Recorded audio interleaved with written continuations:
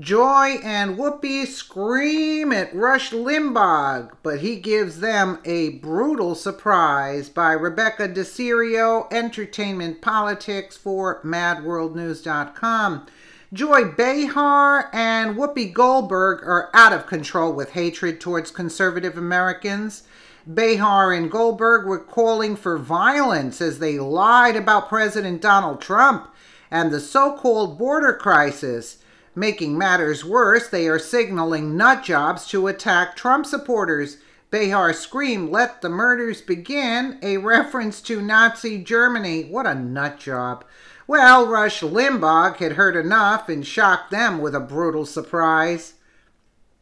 We usually find The View rather amusing, but yesterday's show was downright frightening. The manufactured border crisis, which the leftist media concocted out of whole cloth, is turning violent, and anyone on the side of truth is a target. Let's review what is fact and what is fiction when it comes to the border crisis. President Trump inherited the situation from Barack Hussein Obama, I might add. McClatchy reports President Barack Obama separated parents from their children at the border. Obama prosecuted mothers for coming to the United States illegally. He fast-tracked deportations, and yes, he housed unaccompanied children in tent cities. These are just facts, not opinions. But when you have the Time magazine issuing a cover that shows a little illegal kid crying at the feet of President Trump, and then we find out that the little kid was never taken away from their mother, you have to ask yourself, who is being dishonest? Who is playing games, pushing a false narrative? So the Time magazine cover and hours of TV coverage of this girl was fake news. Father says little Honduran girl on Time cover was not taken from his mother, reported Reuters. There we go. Enter the shrews on The View. Whoopi Goldberg started out the lie fest by claiming Barack Obama never separated families at the border, and President Trump created the policy out of thin air. Goldberg said, so Obama sent back so many people, they called him the deporter and chief. He did not separate families, so this did not have to happen, families being separated. He, meaning Trump, didn't have to touch this because they had a way. They said, you're here and now we are sending you back. So it's not the Democrats. This is a choice he, meaning Trump, made that backfired. So he wants to saddle us with this zillion-dollar wall. Oh, the way they say it, huh? Whoopi lied, implying there was a system in place already which quickly deported people without detaining or separating them. She lies, saying Trump cruelly decided to separate the families in some type of Hitlerian order, and it backfired. She implies he is using the kids as hostages to get funding for the wall. How in the hell can Goldberg blatantly lie like that? Meghan McCain sits there and is siding with the rest of the shrews. Where are the ABC fact checkers? The View used to be ridiculous to watch as the shrews spewed leftist opinions. Now it's downright dangerous. Then we have Joy Behar, and she takes it up a notch. The left is now inciting violence, and Big Mouth Bear does her best to prime and pump so unhinged nut jobs will start attacking patriots. Trump tweeted, Democrats are the problem. They don't care about crime and want illegal immigrants, no matter how bad they may be, to pour into and infest our country like MS-13. They can't win on their terrible policies, so they view them as potential voters. Trump is truth-telling here. The president has bent over backward, proposing immigration bills, including giving residency to 1.8 million DACA illegals, and the Democrats turned it down twice. It's not something they ever intended to solve. They need the fake crisis ongoing hoping it will sway the midterm elections. But Joyless is on a mission, and she zeroes in on the word infest instead of zeroing in on the Democrats' refusal to help those illegals. Now the word infest, I think, is a buzzword, Behar said. The Nazis used it against the Jews. They said vermin. In the Vietnam War, they were calling the North Vietnamese the gooks. This is a way to dehumanize human beings. Behar's on a roll as she screams. Once you start calling people names about that, they're insects, vermin, and they're lower than humans. Then the murders can begin, she added. I'm not saying that's happening. I'm looking at history. I want people to notice the rhetoric.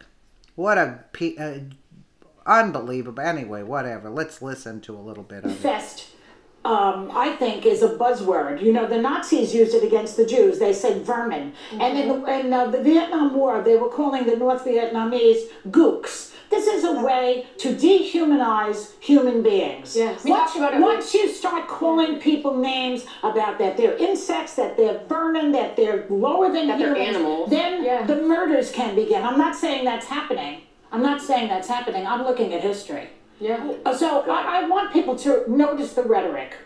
Well, yes. I don't disagree with that.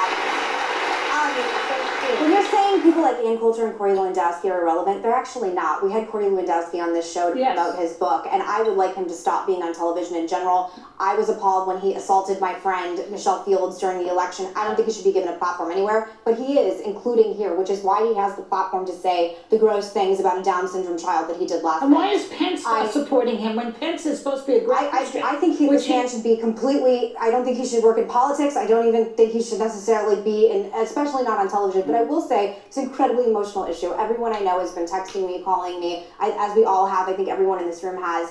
It is very emotional. I think that we should start focusing on legislation. Yesterday, Republicans spent yesterday drafting a compromise bill to keep illegal immigrant families together. Just simply that. And Chuck Schumer came out and said, there are so many obstacles to legislation, and when the president can do it with his own pen, it makes no sense. Legislation is not the way to go. The president can change it with his pen. Seeming that the president may or may not change this with a pen, why can't we just come together in a bipartisan way, both sides, and just focus on keeping the families together and put our sides? I think because thank you. There is someone in charge who has made promises to his base, and this is the way he's chosen to carry it out. Now, yesterday, we did point out, damn it. Hold that thought. There is breaking news right now from the Associated Press that Homeland Security Secretary Kirstjen Nielsen is drafting an order to end the separation policy immediately until a permanent solution can be made. Wait.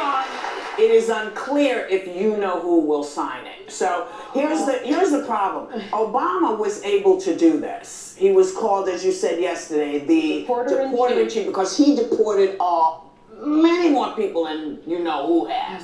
But he managed to be able to do it without ripping families apart. Separate the families. That was not the That's policy. what I'm saying. This is a Trump. Wait, hold on, baby. Let me finish my point, and then I will shut up. Yeah. But the real issue here is, you know, everybody keeps telling us, well, he's taking care of his base. He's making his promises. He also promised that Mexico was going to pay for this wall that he keeps trying to get money for. I just want to get that out. Go ahead. Well, your point is exactly right. The reason we don't need legislation, this president can stop it. This is the president's idea. He created this crisis, and he created the crisis, and Woopie, you're right, because he wants his wall, because he wants $25 billion. So any legislation that Ted Cruz or anyone else is posing doesn't just stop the separation at the border. It includes in that $25 billion.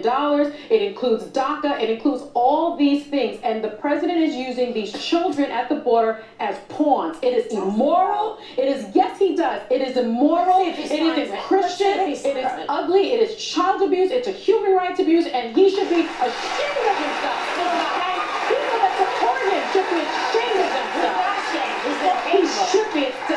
Actually, I'm ashamed that I even listened to The you. Republicans did come together yesterday to try and get a bill. I think we should just have a bill that just talks about keeping, if he doesn't sign this, keeping families together. It's a highly emotional issue, like I said, but the president isn't going to do something. It's why our founding fathers put the parts of government into place so we have the power to change it. So the idea that, oh, if Trump doesn't sign it, then screw these kids, what kind of message is that? I don't think, wait, I don't think anybody said that. And I don't think anybody said that. I think what everyone is saying is he can do it. He doesn't need to wait for Congress or the Senate to come tied to all these other things. But if he doesn't, are you for a bipartisan bill to stop this? Listen, I don't think anybody, again, it's a human bill. I don't care who votes for it. Just stop it. It's a way to That's what we're saying. It's a way to shift the blame to the Democrats. It's okay, I give up.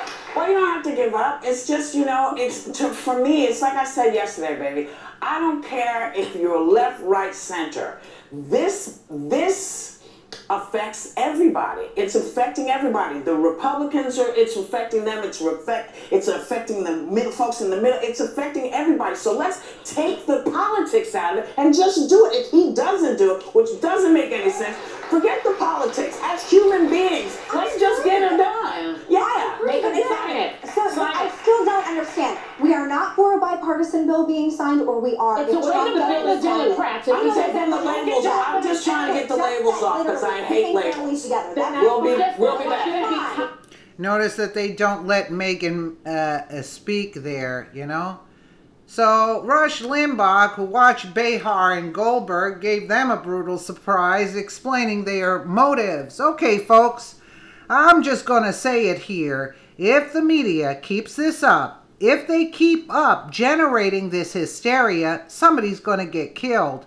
I think we're pretty close to somebody getting killed already, and I'm not being hyperbolic, and I'm not trying to call attention to myself, said Limbaugh. Well, I can question that, but he continues, I'm genuinely worried about the out-of-control aspect of this.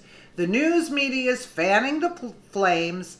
The news media is leading the way on this. Totally agree with that. It's again an oxymoron. News media? There is no media. And none of this is news. Consider what happened to DHS Secretary Kirstjen Nielsen a few days ago as she was attacked by leftist, I would say idiots, not thugs, as she ate her dinner at a Washington, D.C. restaurant. Thank God she had Secret Service agents there to protect her. The vitriol and hate coming from the left over a fake crisis are reaching levels where someone is going to get killed.